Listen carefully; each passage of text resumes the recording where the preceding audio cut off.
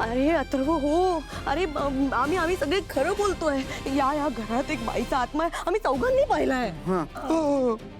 आत्मा हा कुठे तो आत्मा आता? हा तर तो गेला असेल.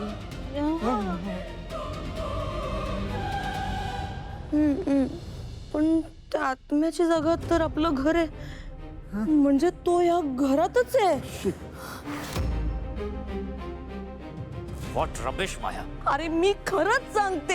हे बघ मी तुला सांगते. हा सासूबाईंना पटत नव्हतं की दादासाहेबांनी अशी विल लिहिली आहे, त्यामुळे त्यांचं असं म्हणणं होतं की आपण दादासाहेबांच्या आत्म्याला बोलूया, त्याला विचारूया. त्यामुळे आम्ही हे सगळं केलं. पण आली भलतीच बाई, तेच सांगते. आणि तो आत्मा आमच्या मागे लागला आणि माझ्या जीवावर उठला होता तो. मी काय घोडा मारलाय तिचं. बस करा माया.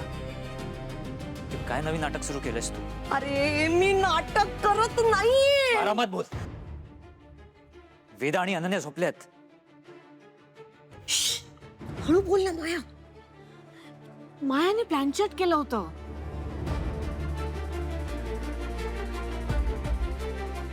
काय? हे प्लॅनचेट वगैरे असं काहीच नसतं. कोणी सांगितलं तुला हा मूर्खपणा करायला माया?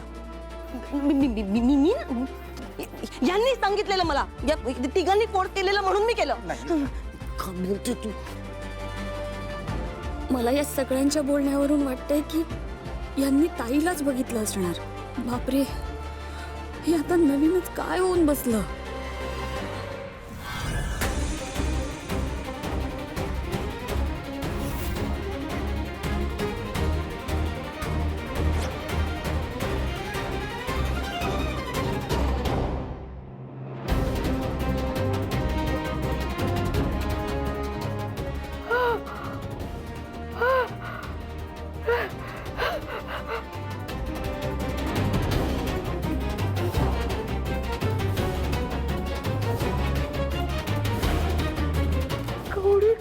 काय पडले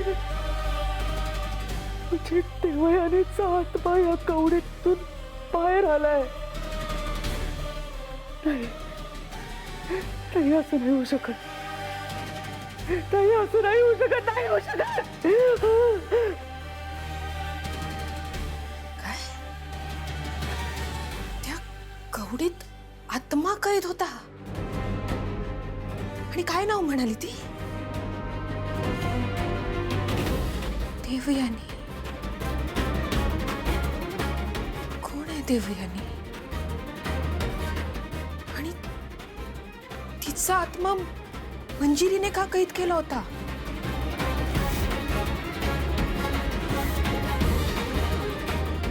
देवयानी.